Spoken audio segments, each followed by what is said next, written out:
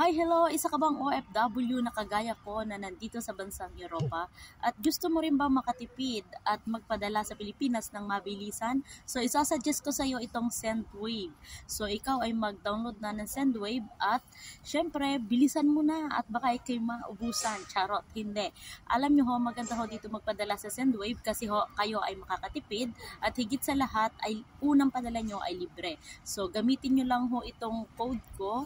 I-download nyo lang ho ang Sendwave sa Play Store and then put my code and meron ho kayong libreng padala sa una. And pag kayo ho ay nagpadala sa Pilipinas, talaga hong cents lang ang mababawa sa inyo. So napakatipid, di ba? So ano pang hinihintay mo? Mag-download ka na ng Sendwave. So any emergency, mga birthday yan o anumang okasyon, pwede ka magpadala kahit 500 pesos.